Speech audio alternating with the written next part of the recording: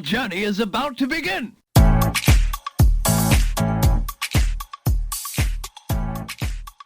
Hello à tous et bienvenue dans Happy Healthy Funky, le podcast pour oser la réinvention professionnelle et enfin kiffer. Je suis Nathalie, coach en épanouissement. J'aide les femmes à partir à la découverte de ce qu'elles souhaitent vraiment, prendre le chemin professionnel qui les fait kiffer et oser se réinventer en révélant le côté funky qu'elles avaient enfoui depuis des années. Dans l'épisode du jour, je te partage un subtil mélange de connaissance de soi, de boost de confiance et de découverte de nouveaux concepts.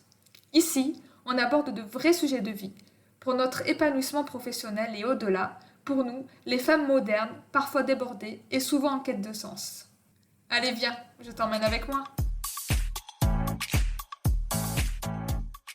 Aujourd'hui, je reçois Célia, une femme multipotentielle et multipassionnée, qui me confie être partie à la découverte de soi pour enfin trouver ce qui la faisait vibrer. Aujourd'hui, elle est coach holistique, qu'elle explique comme coach de vie et santé. Elle accompagne les femmes à tomber amoureuses de soi et de leur vie, à travers notamment la gestion des émotions et la confiance en soi.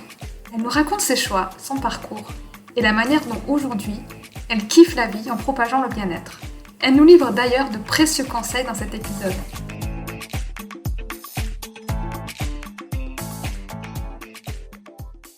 J'aime bien dire que justement, tout commence par un rêve et que l'on est capable de se réinventer pour notre vie professionnelle et au-delà. Peux-tu nous dire quel est le tien de rêve, Célia ?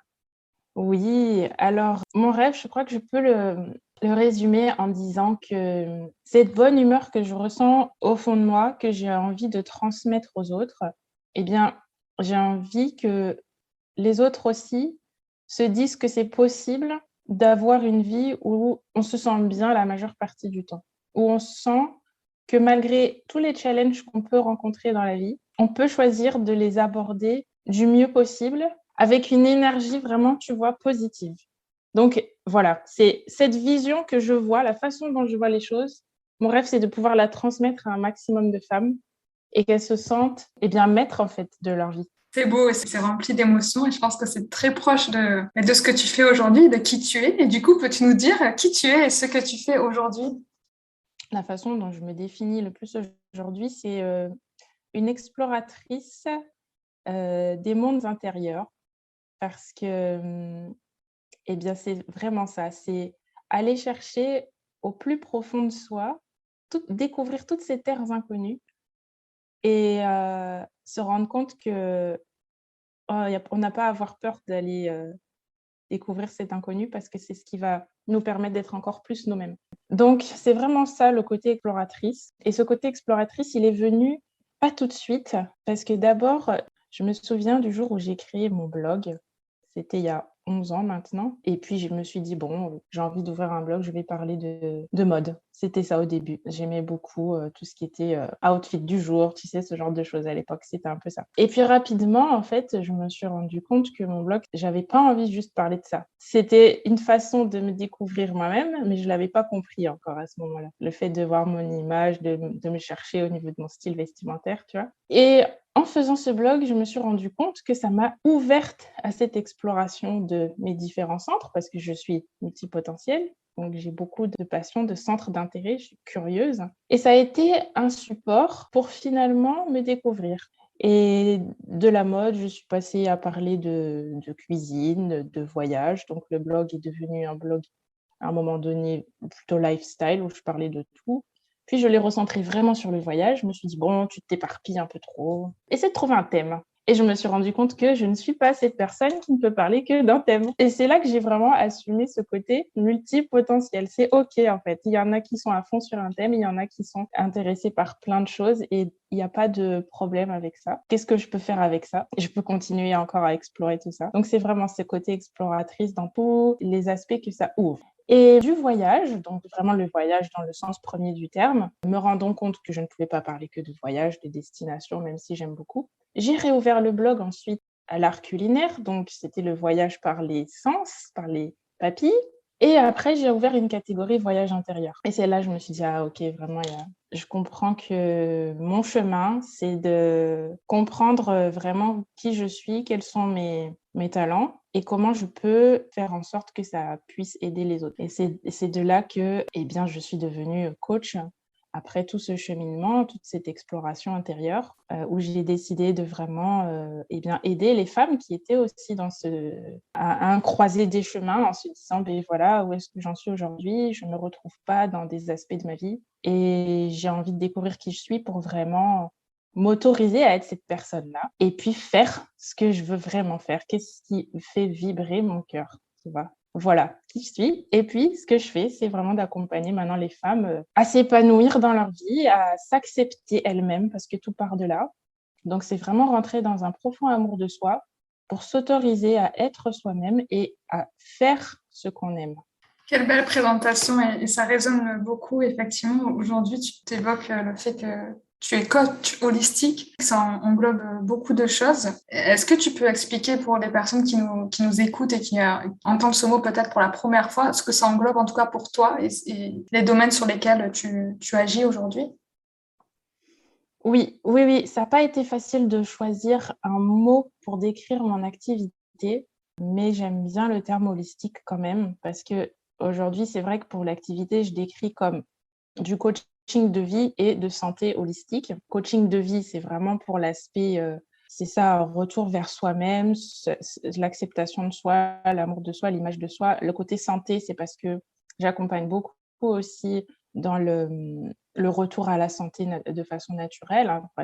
Et le côté holistique, c'est vraiment parce que c'est une approche globale. En fait. Holistique, c'est vraiment considérer qu'on est un être multidimensionnel, on a un corps, on a un esprit, pour moi, on est vraiment une âme incarnée dans un corps, en fait, avec un esprit. Et pour moi, l'esprit, c'est la partie consciente, donc la conscience qui est l'aspect émergé de l'iceberg et le subconscient. Une fois qu'on a conscience de tous ces aspects de soi, on se rend bien compte que pour que tout soit équilibré, il faut qu'on fasse attention à tout ça. Donc, mon rôle, c'est vraiment d'accompagner la personne dans toutes ces dimensions. Et c'est pour ça que le terme holistique, il est important pour moi, qu'on prenne en compte toute la personne dans tous ses aspects. Et en parlant justement de tous ces aspects, tu nous as expliqué un petit peu ton cheminement, par quoi où tu es passé, le chemin qui t'a amené là où tu en es. Et tu as évoqué que tu as commencé par se questionner sur qui tu étais pour arriver là où tu en es aujourd'hui. Du coup, moi, c'est ce que j'appelle être une happy réinventeuse de sa vie. Est-ce que tu peux nous dire aussi, d'un point de vue professionnel, qu'est-ce qui a fait que tu as décidé de sortir des sentiers battus et pas forcément choisir de rentrer dans une case, de suivre le chemin du salariat, comme c'est un petit peu la norme de la société de nos jours? Alors, qu'est-ce qui a fait que j'ai fait ce choix-là? C'est vraiment parce que j'ai d'abord essayé une voie plus classique pour tout simplement pour m'insérer dans la vie professionnelle après avoir fait des études, plusieurs études différentes d'ailleurs, pour déjà me trouver d'un point de vue professionnel. Et puis, j'ai eu plusieurs expériences professionnelles, mais il y avait toujours cette petite voix intérieure où je sentais bien que j'étais pas à ma place. Quand bien même j'étais sur un job qui aurait pu m'ouvrir des portes, je me rendais bien compte que je ne me voyais pas en fait sur le long terme. J'avais l'impression c'est comme si j'étais à côté de moi-même, tu vois? Et donc il y avait toujours au final cette impulsion qui venait me dire: «Mais non, tu peux pas rester là, parce que si tu pars pas maintenant, alors que ça fait pas trop longtemps que tu es là, je suis jamais restée plus de 2 ans dans une société, plus tu vas rester, plus ça va être difficile de partir, en fait. Plus tu vas te perdre, dans quelque chose qui n'est pas toi. Donc continue d'aller à la poursuite de ce qui vraiment te plaît». C'était vraiment vital, en fait, c'était vraiment vital pour moi. Et donc, après avoir tenté plusieurs formations et avoir tenté plusieurs postes ou d'avoir beaucoup recherché du travail aussi, j'ai eu beaucoup de déceptions sur les postes qu'on me proposait, par rapport aux études et aux diplômes que j'avais pu passer. Je me suis dit: «Bon, là, il y a un truc qui va pas, il y a un truc qui cloche, si ça ne fonctionne pas de cette manière, il faut que tu changes de manière. Donc, il y a eu ce moment où dans ma tête, j'ai décidé que non, là, il fallait du changement. Il fallait faire les choses autrement. Il fallait que je parte de là où j'étais, même si je ne savais pas exactement ce que je voulais. Donc, c'était ça le plus difficile. C'était, je sais ce que je ne veux pas, mais je ne sais pas exactement ce que je veux, mais il faut que j'y aille quand même. Donc, j'ai pris mon courage à deux mains. J'ai été voir mon responsable, lui dire que je ne pourrais pas rester plus longtemps et que je le prévenais en début d'année pour que les choses se passent du mieux possible. C'est ce qui s'est passé. Donc, je ne suis pas partie comme ça du jour au lendemain pour laisser le temps aussi de préparer la suite de mon départ et puis que de mon côté aussi, je me prépare. Et j'ai tout simplement décidé de quitter le monde du salariat pour me trouver. Et même si je ne savais pas exactement ce que je voulais, je savais quand même que c'était le domaine du bien-être, que je voulais être dans l'accompagnement, qu'après tout ce que j'avais vécu, j'avais cette envie d'aider aussi ceux qui se cherchent. Celles qui se cherchent, au final, c'était plutôt les femmes. Et puis, j'ai repris des formations. J'ai continué d'aller à tâtons, en fait, petit à petit, jusqu'à ce que les choses s'éclaircissent un pas après l'autre. Et justement, dans ta réinvention, dans ton parcours, tu disais que tu avais l'impression d'être éteinte et de ne pas être à ta place. Et on dit que quitter sa zone de confort et entreprendre, c'est un peu comme sauter dans le vide sans parachute. Quelle a été, toi, ta plus grande peur quand tu as quitté ton job de salarié fixe et comment tu as géré cette prise de risque? Ma plus grande peur, c'était vraiment de ne pas me trouver au final. Je me disais, bon, ok, je vais finalement me donner l'opportunité de réfléchir à qui je suis et ce que je veux faire H24, entre guillemets. Mais et si tu ne trouves pas? Et si tout ça, ça échoue encore, entre guillemets? C'est ça, c'est la peur de se dire, mais où est-ce que ça va me mener? C'est vraiment la peur de l'inconnu. La façon dont je le voyais au final, c'était bon, écoute, même si tu as peur de cet inconnu, la situation dans laquelle tu es aujourd'hui fait que tu n'es pas heureuse, tu ne te sens pas à ta place. Donc, soit tu continues à faire ce que tu fais jusqu'à présent, qui sont des choix plutôt par défaut ou des choix un peu par la raison, soit tu fais vraiment le grand saut et puis tu n'as pas de risque d'être plus déçu que tu l'es déjà par d'autres fois. Donc, vas-y à fond et tu vas forcément apprendre. C'est ça qui m'a rassurée, c'est de me dire, dans tous les cas, je vais apprendre. C'est une expérience, comme j'en ai eu d'autres. Et j'ai rebondi à chaque expérience, tu vois. Et je crois que c'est ça qui fait, en fait, le muscle. C'est comme un espèce de muscle, cette confiance que tu peux développer en toi petit à petit. Parce qu'à chaque fois que j'ai fait des choix un peu audacieux, comme par exemple un choix qui a été audacieux dans mon parcours, dans mes études, c'est de faire mon master en anglais, alors que j'avais arrêté les études depuis plusieurs années et je ne pratiquais pas l'anglais. Et donc, ça a été un grand choix. Et puis, je m'en suis rendu compte que j'étais capable. Donc, je me suis dit, là, tu vas faire un autre choix qui est aussi un choix important. Et puis, tu vas en retirer quelque chose. Et tu t'en es toujours sorti jusqu'à présent. Si vraiment ça ne fonctionne pas, rien ne t'empêche de, on va dire, prendre une bouée de sauvetage. Bon, un boulot encore, mais va au bout de ton rêve. Parce que je ne veux surtout pas me retrouver au bout de ma vie, au crépuscule de ma vie, et me dire, non, j'ai le regret de ne pas avoir essayé. Je préfère avoir le regret d'avoir essayé et que ça n'a pas fonctionné. C'est un beau partage que tu fais et c'est étonnant parce que tu parles de la peur de ne pas réussir à te trouver, alors que si j'ai bien compris, quand tu as fait ta première réinvention professionnelle, tu étais déjà maman.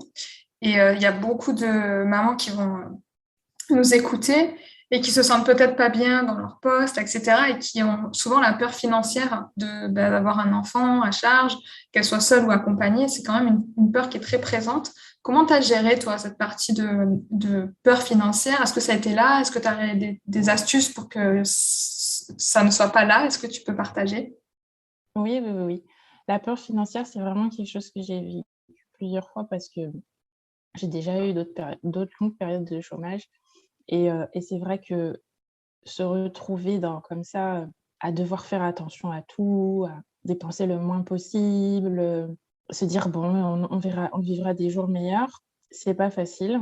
Et à chaque fois, je me disais, mais je peux pas remettre ma vie entre les mains de ce problème-là. Aussi important soit-il et aussi anxiogène soit-il, la peur du lendemain, est-ce que je vais pouvoir me payer mes factures? Je me disais: «Ma vie ne peut pas se résumer à ça». Donc c'était vraiment comment je mets les choses en perspective et puis se dire que non, je peux pas être venue sur terre pour que ma vie se résume à: je me lève pour payer mes factures, en fait. Il y a autre chose, il y a plus que ça. Il faut que je comprenne, il faut que je trouve, tu vois? Donc c'était des questions existentielles sur la nature profonde, en fait, de pourquoi je suis là, qui faisait que ça prenait le dessus sur des aspects matériels, même si, eh bien, il faut trouver les solutions pour les aspects matériels. Mais j'ai toujours eu du soutien. Donc je me disais: «Si je suis dans le juste et que je fais ce qui semble être bon pour mon cœur, alors j'aurai toujours le soutien d'une manière ou d'une autre. L'univers ne va pas me laisser tomber. Les personnes qui m'aiment ne vont pas me laisser tomber. Donc je ne suis pas si seule que ça. Peut-être je ne peux pas faire tout moi-même pour l'instant, j'accepte l'aide qu'on peut m'apporter». Donc c'est aussi ça, je pense, que beaucoup de mamans ont à surmonter, c'est peut-être la honte de ne pas, au départ, réussir à tout faire toutes seules. Elles veulent tout gérer toutes seules, surtout si c'est des mamans solo et accepter de l'aide qui peut venir des fois de personnes qu'on s'attend pas. Donc c'est se dire que en fait, c'est accepter que cette aide-là, c'est une façon de s'aimer soi-même, de dire: «Oui, je n'ai pas à faire tout toute seule. Si telle personne peut m'aider de ma famille ou pas, je l'accepte et je me rends compte que je peux parler de mon projet, je peux parler de mes rêves et plus je vais en parler, plus les opportunités vont venir d'elles-mêmes». Par contre, je fais toujours attention dans mon discours que ça soit bien compris dans ce n'est pas par exemple parce que moi je suis partie et que j'ai senti que je pouvais gérer, on va dire, ce risque, que tout le monde doit le faire. Il faut vraiment sentir si on est en capacité de gérer cette pression, ce risque-là. Il y a des personnes qui ont une appétence plus ou moins importante pour le risque. C'est pour ça qu'il y en a qui peuvent faire de la bourse et d'autres non, par exemple. Donc c'est, chacun est différent, chacun est unique. Si on se sent prêt à faire le grand saut et qu'on a cette foi que les opportunités seront là, le soutien sera là, alors OK. Mais si on a une appétence au risque un peu plus petite, c'est OK aussi d'avoir plus de garde-fous, de prendre plus de temps, de mettre peut-être plus d'argent de côté. Chacun va, tu vois, jauger pour ne pas se retrouver dans une situation trop inconfortable sur la gestion du stress. Ça, c'est très important. Et justement, comment tu parles de cette appétence au risque, comment on fait pour savoir si on l'a jamais fait comment est-ce qu'on va pouvoir, est-ce qu'on est prêt ou pas? Est-ce qu'on va pouvoir gérer le risque? Est-ce que tu aurais des conseils à donner par rapport à ça?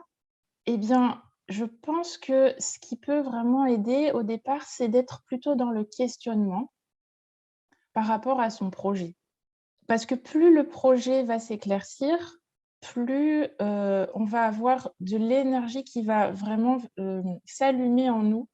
Un peu, tu vois, comme si tu as au départ un petit feu et puis plus tu vas alimenter ce feu-là avec, vraiment des éléments qui te donnent envie d'aller plus loin, plus le feu va grandir, va se nourrir et ce sera, comme vraiment comme, ton carburant, en fait, tu vois? Donc au départ, ça peut être, de s'inspirer de personnes qui ont accompli, ce qu'on souhaite accomplir. Ça peut être lire des livres, des biographies, écouter donc des podcasts comme aujourd'hui, pour voir, pour comprendre un peu par où sont passées ces personnes-là. Est-ce qu'il y a des choses qui résonnent avec l'histoire de la personne? Et puis, petit à petit, je pense qu'il y a des déblocages qui se font. Il y a des prises de conscience qui se font, qui permettent de diminuer cette sensation de peur et de résistance, tu vois? Parce que la peur, en fait, c'est vraiment quelque chose qui vient du futur. Ça n'existe pas dans le moment présent. Quand on est là, dans l'instant présent, et qu'on est bien, je parle bien sûr pas d'un contexte où on entendrait, des obus qui nous passent au-dessus de la tête, mais vraiment, on va dire un contexte classique. On est là, on est présent, on est, en vie, il y a pas de raison d'avoir peur. La peur vient à partir du moment où on se raconte une histoire où la fin et plus ou moins sympathique, tu vois. Je n'ai pas réussi, je vais avoir des problèmes de sous, je vais, voilà, toutes les peurs qui peuvent être liées. Donc, c'est une histoire qu'on se raconte, c'est vraiment un dialogue avec soi-même. Donc, on peut aussi très bien changer cette histoire. Pourquoi cette histoire doit forcément finir de manière négative? OK, maintenant imaginons une histoire plus positive. Et si je me trouvais? Et si je trouvais l'aide? Et si je trouvais les opportunités? Et si toutes ces choses positives arrivaient? Alors, comment ça pourrait mal finir, en fait? Donc c'est surtout ça aussi, ce qui fait que l'appétence au risque augmente. C'est comment je me parle à moi-même et comment je vois chaque situation. Et si j'ai peur d'échouer, est-ce que je vais vraiment échouer? Est-ce que ce ne sera pas plutôt une nouvelle expérience qui peut m'apprendre des choses pour que la prochaine fois, je fasse autrement? OK, cette fois-là, ça n'a pas marché. La fois d'après, peut-être que j'avais oublié ça. Si je fais ça maintenant, ça va aller mieux. Tu vois? C'est aussi beaucoup, beaucoup, beaucoup le mindset. Et du coup, tu parlais de personnes qui t'ont aidé, qui t'ont entouré, qui t'ont peut-être guidé dans ton parcours. Est-ce que tu as des livres à recommander ou des podcasts ou des personnes que tu souhaites mettre à l'honneur aujourd'hui par rapport à ton parcours, justement? Les premiers livres que j'ai lus, qui m'ont ouvert au monde du développement personnel, ce sont des livres comme, par exemple, Père riche, père pauvre de Robert Kiyosaki. Ça, c'est un livre qui m'a beaucoup marquée sur l'intelligence financière, en fait, et sur, les choix les plus importants qu'on va faire. Ça peut vraiment faire qu'on va de plus en plus s'embourber dans la situation ou alors, au contraire, de plus en plus faire prospérer les choses. J'ai dans les premiers livres que j'ai lus aussi, il y a eu Miracle Morning de Ad Elrod qui m'a ouvert sur, le fait que les premières choses qu'on fait, le matin, en fait, dans sa journée, ça détermine le reste de sa journée. Donc si on prend du temps pour soi, peu importe ce que c'est que le temps, hein, qu'on prend, mais si on commence la journée en étant déjà dans le speed, dans le stress, on se lève au dernier moment, on commence la journée qui n'est peut-être pas de la meilleure des façons au niveau énergétique. Alors que si on pose vraiment un temps pour faire ce qu'on aime, pour prendre soin de soi, le reste de la journée sera différent. Et si chaque journée, on la commence de la meilleure façon qui soit, ça veut dire qu'on va passer des meilleures semaines, ça veut dire qu'on va passer des meilleurs mois, ça veut dire qu'on va passer des meilleures années. Donc c'est ça que j'ai beaucoup aimé avec ce livre. Une autre étape qui a vraiment, vraiment été importante dans mon développement personnel, c'est quand j'ai commencé à faire les masterclass de Mind Valley, qui sont donc à chaque fois gratuites. Et après, si on veut aller plus loin, on peut faire le programme payant. Donc, j'ai commencé à regarder les masterclass gratuites qui sont vraiment déjà d'une grande qualité, qui donnent vraiment des exemples concrets. Et puis, un jour, j'ai eu une pub qui est passée. C'était au moment du confinement. Et ça m'a tellement parlé que j'ai dit, bon, OK, cette fois-ci, je prends le programme payant. J'ai quand même regardé la masterclass et après la masterclass, j'ai pris le programme et à partir de là, cette quête a été révélatrice. C'était la quête du fondateur en plus, Vishen Lakhiani, Soyez extraordinaire. Cette quête-là m'a tellement plu, j'étais tellement à fond dedans, j'ai participé parce qu'il y a une partie où donc on rentre dans une communauté, on échange avec les gens qui sont aussi étudiants sur la même quête. Une quête, c'est un programme personnel en fait, hein, et Mind Valley appelle ça une quête. Que je suis devenue ambassadrice pour Mind Valley.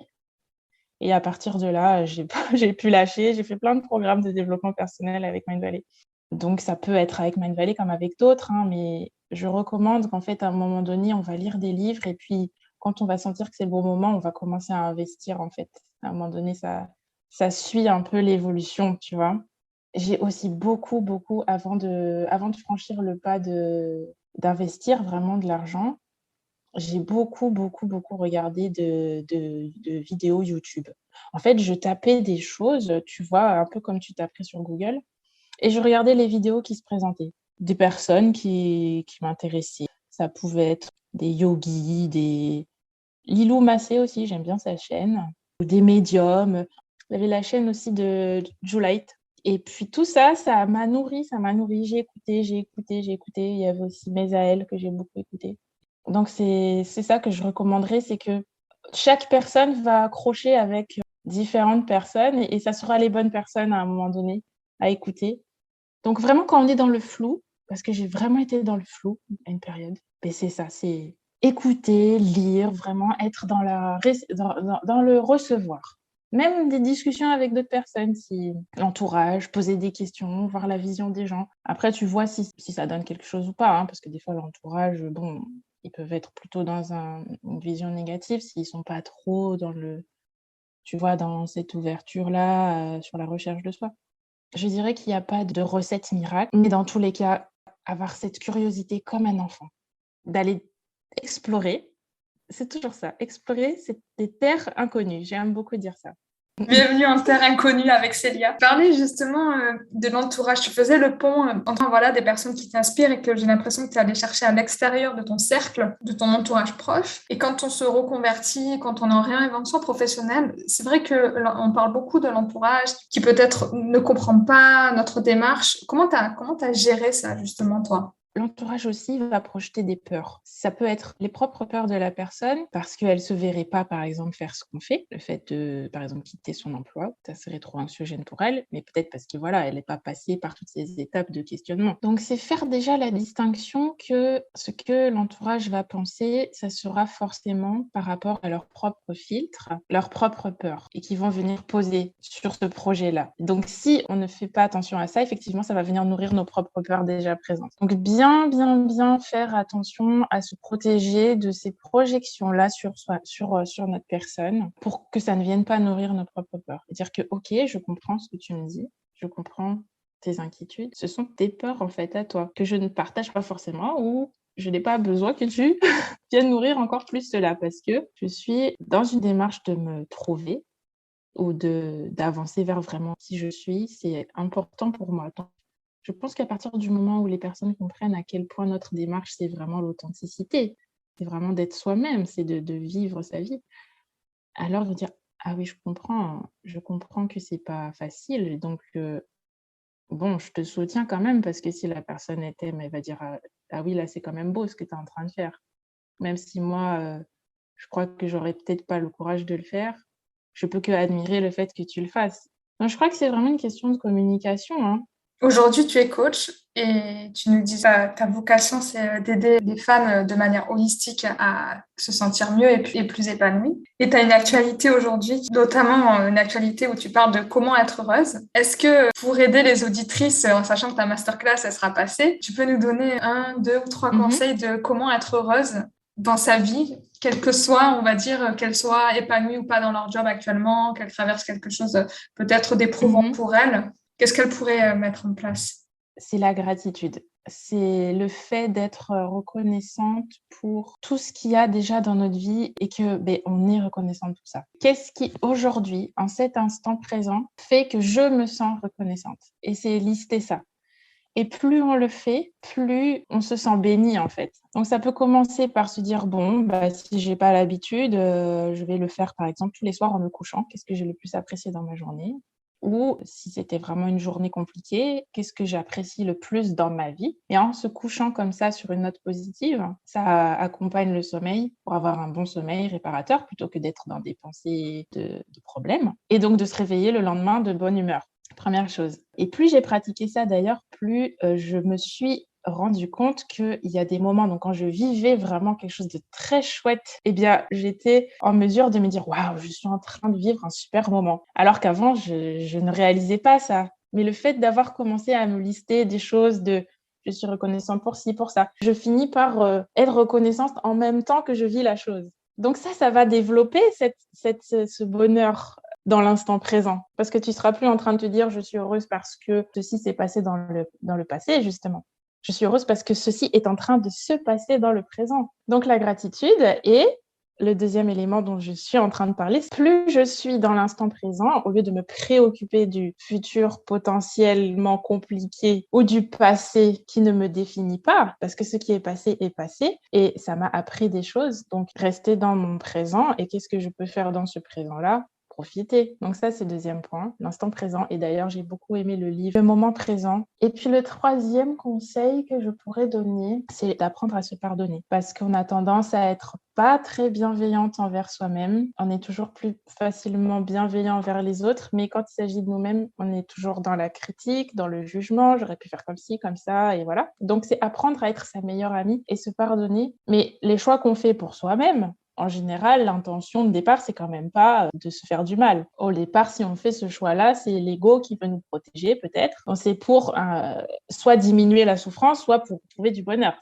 Donc, la synthèse, c'est vraiment la gratitude, l'instant présent et le fait d'apprendre à se pardonner soi-même, parce que une fois qu'on a compris le mécanisme pour se pardonner soi-même, on apprend aussi plus facilement à pardonner les autres. Du coup, se pardonner, on peut peut-être dire que c'est se dire oui. Dans ta réinvention professionnelle, tu as peut-être dit oui à certaines choses, mais tu as dû dire non à d'autres choses. Est-ce que tu peux nous dire ce à quoi peut-être tu as dû renoncer ou dire non? Oui, exactement. Quand on dit oui à certaines choses, on dit non à d'autres. Par exemple, j'ai appris à dire non dans le sens poser des limites, en fait. Dire ben non, je n'accepte plus qu'on me parle comme ça. Ce n'est pas parce que c'est mon N+1 ou mon N+2 que je dois accepter, en fait, ce rapport-là qui ne me semble pas sain, par exemple, dans la façon dont la personne s'adresse à moi. Donc ça, c'est non. Je n'accepte plus ça. Je n'accepte plus on me dise, par exemple, que non, je n'ai pas ma place ou que je n'ai pas les compétences alors que je sais que je les ai, mais qu'on porte un jugement par rapport à mes expériences, alors que moi, je sais que je suis capable de le faire. Donc, je n'accepte plus qu'on me sous-estime. Je n'accepte plus qu'on me juge par rapport à mon apparence parce qu'on n'apprécie pas comment je m'habille ou qu'on me juge trop jeune pour tel ou tel travail. C'est ça aussi. Ça, c'est vraiment des choses qui n'ont pas été faciles, pas venues du premier coup. Et comment on fait justement pour ne plus accepter concrètement? Comment tu mets en place? Parce que je pense que c'est quelque chose, se mettre des limites et tout ce que tu expliquais, ça va parler à beaucoup de femmes. Comment est-ce qu'on fait? Est-ce que tu as un dialogue intérieur? Est-ce que tu as des astuces à nous partager? Oui, je pense que déjà, c'est d'identifier très concrètement les choses qu'on ne souhaite plus, auxquelles on dit non. Donc, si, par exemple, on est dans des situations, si on prend le milieu du travail, parce que c'est de ça que je parlais, qu'est-ce qui aujourd'hui me déplaît? Je vais lister tout ce qui aujourd'hui ne me convient pas. Et à la place, qu'est-ce que je souhaite? Parce que déjà, pour que ça puisse changer après de manière concrète dans notre vie, il faut déjà que ce soit très clair dans notre esprit pour nous-mêmes.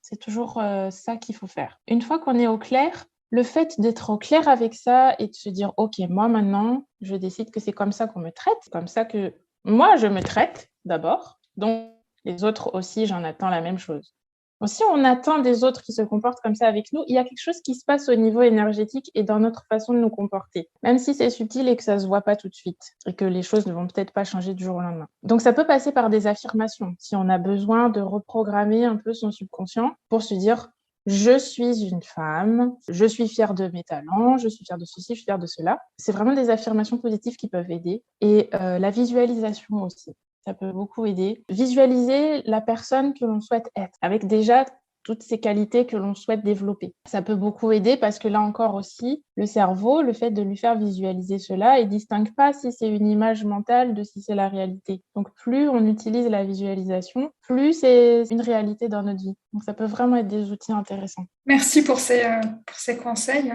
Si on revient aujourd'hui, quelle est ta plus grande fierté? Eh bien, c'est d'incarner de plus en plus chaque jour cette Célia, qui je suis moi, de partager ma vérité, partager ma joie de vivre et de sentir qu'il y a un écho qui se fait de plus en plus, que ça parle de plus en plus à des femmes aussi. C'est vraiment beaucoup de joie de sentir qu'on transmet, qu'on partage de la joie. Et du coup, quand on compare à fierté, on a tendance à comparer à échec. J'aime pas forcément ce mot. Et si on parle peut-être de déception, parce que quand on lance des projets, on se réinvente, c'est pas toujours tout rose. Il y a parfois des montagnes russes à gérer ou plutôt des déceptions. Est-ce que tu peux nous partager quelque chose à ce niveau-là qui pourrait aider les auditrices? Comme je le disais, il y a le muscle de la confiance en soi, ça vient pas du jour au lendemain et on apprend à muscler tout ça. Les échecs font partie du succès. Si on regarde aujourd'hui les personnes qui ont vraiment réussi, comme je disais tout à l'heure quand tu m'as demandé quel était mon rêve, la vision que l'on a par rapport à un événement. Donc c'est à chaque fois qu'on a potentiellement un échec qui s'est présenté, qu'est-ce qu'on en fait nous de cet événement qui s'est passé dans notre vie? Moi, par exemple, c'était pas ma première expérience pour devenir entrepreneur. Il y a eu plein d'autres fois où j'ai essayé de monter des projets d'entrepreneur et où ça n'a pas du tout marché. Ça a commencé en même temps que j'ai fait mon BTS. Donc, c'était en 2010. Donc, depuis 2010, j'ai des expériences pour me lancer dans des projets pour devenir entrepreneur. Donc, ce projet-là de coach, de devenir coach, c'était un projet de plus, mais qui était soutenu par toutes les autres fois où ça n'a pas marché. Tout est une question de vision, de mindset, de comment je m'approprie cette expérience qui est en train d'arriver dans ma vie. Et cet échec-là, finalement, n'est peut-être pas un échec. C'était peut-être un apprentissage. J'avais peut-être besoin de passer par là. Et du coup, on a parlé de mindset. Est-ce que tu aurais une phrase fétiche, inspirante ou un mantra qui t'a aidé sur ton chemin et que tu voudrais nous partager? Alors, il y a celle que je t'ai dit qui est que l'échec fait partie de la réussite pour moi. Et après, il y en a une phrase que j'aime bien. Attends, je vais te la retrouver parce que j'aime beaucoup cette phrase qui vient du livre La loi de l'attraction de Jerry et Esther Hicks, qui est aussi un des livres que je recommande. La chose la plus précieuse que chacun de nous ait à offrir est l'exemple de ce qu'il est. Nos propos peuvent donner plus de poids à notre exemple, tout comme nos pensées et nos actions. Mais la clé pour quiconque désire contribuer à élever ce monde est d'être très clair quant à l'exemple qu'on veut donner à chaque instant, puis d'incarner ce qu'on a choisi d'être. Donc, on va passer à la partie qui s'appelle le funk des idées. C'est là où on tord le cou aux idées reçues sur la réinvention professionnelle. Donc, le concept, c'est que je commence une phrase et tu la finis en fait avec ta pensée, ce que tu penses, ce que tu veux.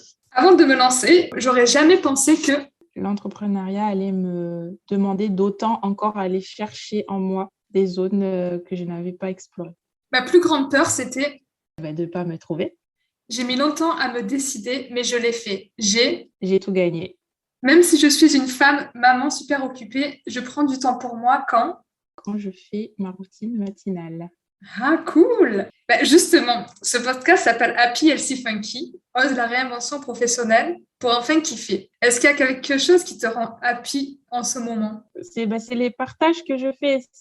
Tu vois, comme là, ce qu'on est en train de faire, ça me rend heureuse en fait. Et toutes les personnes que je rencontre depuis que j'ai lancé c'est comme si j'avais lâché les chevaux, en fait. Et puis, je me découvre et je fais des super rencontres. Du coup, Happy, on l'a fait. Une habitude healthy de ta vie de femme, d'entrepreneur que tu veux nous partager? En ce moment, je suis à fond dans les smoothies. Vraiment, c'est une façon pour moi de déjà faire le plein pour mon corps en vitamines, nutriments, tout ça. Donc, des smoothies santé, méditation. Alors, c'est pas forcément tous les jours que je médite, mais vraiment au moins 4 matins où je vais avoir médité en fait. C'est important, ça me permet de me concentrer sur quelque chose d'important pour moi, qui est la méditation qui revient très souvent le matin. Alors attends, avant je vais préciser que ma routine n'est pas forcément la même tous les matins parce qu'il y a des personnes qui arrivent à faire toujours la même chose. Moi, j'y arrive pas. Ça me ressemble pas. Et je voudrais dire que c'est OK. Que c'est OK de ne pas toujours faire la même chose. Parce qu'on peut culpabiliser, dire « Ouais, mais il y a des gens, ils arrivent à faire la méditation et le machin et le truc et le bidule. » Non. Le plus important, c'est de prendre du temps pour soi. OK, ça, c'est la routine matinale. Tous les matins, j'ai mon temps pour moi. Mais dans ce temps-là, c'est OK de ne pas toujours faire la même chose. Voilà, on répond à nos besoins du moment. Donc, ce qui revient le plus souvent, c'est le smoothie. Mais il y a des moments, j'aurais pas envie d'un smoothie et donc, ça sera par exemple un bol de flocons d'avoine et c'est OK. Il y a la méditation, il y a les podcasts ou le fait de m'ouvrir à un sujet. Des fois, j'aime bien, tu vois, avoir un moment le matin. Je sais que ça va être un temps où je peux apprendre quelque chose de nouveau sur un sujet sur lequel je veux m'améliorer. Je vais bloquer un temps. Donc ça, c'est des choses qui reviennent le plus souvent. Et le journaling aussi. Ça aide beaucoup, beaucoup, beaucoup. Il y a des matins, tout ce que je vais faire, c'est écrire pour libérer mon cerveau. Et après, je me sentirai mieux. Merci pour ce partage d'habitude, Elsie. Je pense que ça va en aider beaucoup. Et du coup, qu'est-ce qui est le plus funky aujourd'hui dans ton quotidien? Le plus funky pour moi, c'est le fait d'être digital nomade et de pouvoir continuer à avancer dans mes projets parce que je suis en train de développer un autre projet en plus aussi, ça fait vraiment partie des bonheurs. Et de pouvoir faire tout ça en n'étant pas forcément chez moi. Donc ça faisait partie de ma vision de vie, de pouvoir continuer de travailler tout en me déplaçant. Et du coup, alors, ça va peut-être résonner, mais qu'est-ce que tu kiffes aujourd'hui et que tu ne pouvais absolument pas faire dans ta vie d'avant? Exactement. Le fait de devoir demander des congés à ma direction, j'en ai souffert, ouais, parce que j'ai loupé certains moments ou certaines choses que j'aurais pas voulu louper. Et maintenant, je peux vraiment prendre du temps pour être avec ma famille, être avec eux, les soutenir, tout en continuant de travailler, de faire ce que j'aime. Écoute, merci beaucoup pour tout ce que tu nous as partagé. Où est-ce qu'on peut te retrouver aujourd'hui et pourquoi des femmes viendraient te voir? Comment tu pourrais les aider? Alors, on peut me retrouver donc sur Instagram. Je partage beaucoup de choses sur Instagram. Sur ma page Facebook aussi, c'est la même chose que je partage sur mon compte Instagram. Donc, là où je suis le plus présente, c'est sur Insta parce qu'il y a aussi de mon quotidien dans les stories. On peut aussi me retrouver de manière plus approfondie dans ma newsletter où je partage un peu plus mes réflexions, ma vie de business maman, voilà. Les femmes qui pourraient avoir envie de venir à moi, je pense qu'elles auront en fait ressenti qu'il y a des choses qui ont résonné en fait, dans mon histoire, qui peuvent leur parler et qui sentiront que je peux peut-être être cette guide pour les aider à explorer ce qu'elles ont à explorer, pour retrouver cet amour d'elles-mêmes, leur dire que c'est tout à fait possible de tomber amoureuse de soi-même, qu'on n'a pas besoin des moins 5, moins 10 kilos pour s'aimer. Non, moi, j'apprends à s'aimer d'abord, même si on a ce désir peut-être de changer un aspect de son corps, etc. Si on le fait, c'est parce qu'on s'aime. On n'attend pas de faire ça pour s'aimer. Donc, c'est ça que j'apprends. C'est vraiment une transformation consciente, holistique, et où on va kiffer sur le parcours de la transformation. C'est pas seulement à la fin. Eh bien, on va se quitter sur ces beaux mots, Célia. Merci beaucoup pour cette approche et tout ce que tu nous as partagé. Merci à toi, Nathalie. Merci beaucoup de m'avoir invitée dans ton podcast. Je suis super contente de faire partie des premières. Et merci de m'avoir donné l'opportunité de partager tout ce que j'ai partagé aujourd'hui. Merci beaucoup d'avoir écouté cet épisode. J'espère qu'il t'aura aidé à avancer sur ton chemin, où que tu sois. N'hésite pas à venir me faire un petit coucou sur Instagram, @happylcfunky, à télécharger ton guide pour avancer vers ton chemin de kiff. Et surtout, si cet épisode t'a plu, n'hésite pas à me laisser un avis 5 étoiles afin de faire connaître Happy Healthy Funky au plus grand nombre.